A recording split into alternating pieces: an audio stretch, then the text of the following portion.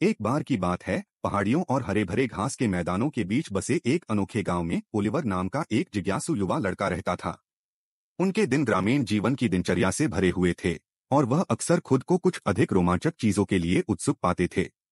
एक दिन जब वह बड़बड़ाती हुई धारा के पास बैठा, क्षितिज से परे रोमांच के बारे में दिवास्वप्न देख रहा था, एक रहस्यमय प्राणी ने उसका ध्यान खींचा। एक प्राचीन ओक पेड़ की छाया के नीचे ओलिवर ने चमकदार पंखुड़ियों जैसे पंखों वाला एक शरारती दिखने वाला प्रेत देखा। सेलेस्टिया नाम के प्रेत ने चंचल मुस्कान के साथ उसे इशारा किया। ओलिवर, क्या आप आश्चर्यों और आश्चर्यों से भरी भूमि की जादुई यात्रा पर जाना चाहेंगे? वह चिल्लाई। ओलिवर की आंखें उत्साह से चौड़ी हो गईं और उसने बिना किसी हिचकिचाहट के उत्सुकता से सिर हिलाया। सेलेस्टिया ने उस पर एक चुटकी मंत्रमुग्ध धूल छिड़की और अचानक वे एक काल्पनिक क्षेत्र में पहुंच गए। जिस भूमि में उन्होंने प्रवेश किया वह रंगों का एक बहुरूप दर्शक था, जहां बात करने वाले जानवर स्वतंत्र रूप से घूमते थे और तैरते हुए द्वीप आकाश में बिखरे हुए थे। सेलेस्टिया ने बताया कि यह क्षेत्र एक ऐसा स्थान है जहां कल्पना और वास्तविकता आपस में जुड़ी हुई है। जैसे ही ओलिवर ने इस करामाती दुनिया की खोज की, उसकी मुलाकात मर्लिनियस नाम के एक बुद्धिमान बूढ़े उल्लू से हुई, जिसने पौराणिक प्राणियों और छिपे हुए खजानों की प्राचीन कहानियां साझा की। कहानियों से प्रेरित होकर ओलिवर लुमारिया के प्रसिद्ध क्रिस्टल को खोजने की खोज में निकल पड़ा, जिसके बारे में कहा जाता है कि यह एक शक्तिशाली रत्न है जो इसे रखने वालों की इच्छा पूरी करता है। उनकी यात्रा उन्हें मंत्रमुग्ध जंगलों से होकर चमचमाती नदियों के पार और एक जादुई शहर के केंद्र में ले गई, जहां परियों ने सपनों को वास्तविकता में बदल दिया। रास्ते में ओलिवर ने अप्रत्याशित दोस्त बनाए, जिनमें सिल्वेस्ट्रा नाम की एक बात करने वाली गिलहरी और ग्रम्बलफुट नामक एक सौम्य विशालकाय व्यक्ति शामिल थे। तीनों ने चुनौतियों का सामना किया और बाधाओं को पार करते हुए दोस्ती और साहस का सही अर्थ खोजा।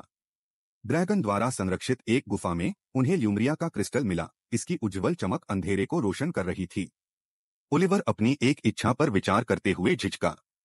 मैं इस जादुई भूमि में सभी प्राणियों की भलाई और खुशी की कामना करता हूं, उन्होंने घोषणा की, यह महसूस करते हुए कि सच्चा जादू दयालुता और निस्वार्थता में निहित है।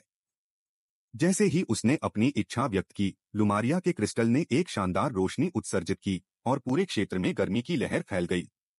फूल खिले, नदियां नई जीवन शक्ति से जगमगा उठीं और हवा में हंसी गूंज उठी। हालांकि उनके साहसिक कार्य में एक अप्रत्याशित मोड़ आया जब मंत्रमुग्ध जंगल की गहराई से एक छायादार आकृति उभरी। यह जादूगरनी मैलेवोलिया थी, जो अपनी स्वार्थी इच्छाओं के लिए क्रिस्टल की शक्ति का उपयोग करना चाहती थी। एक दुष्ट हंसी के साथ उसने ओलिवर और उसके दोस्तों को फंसाते हुए जादू कर दिया। निडर होकर ओलिवर ने अपनी नई मित्रता की ताकत जुटाई और साथ मिलकर उन्होंने मालेवोलिया का सामना किया। दोस्ती, बहादुरी और सेलेस्टिया की जादुई धूल की संयुक्त ताकत के साथ वे जादूगरनी के जादू से मुक्त हो गए।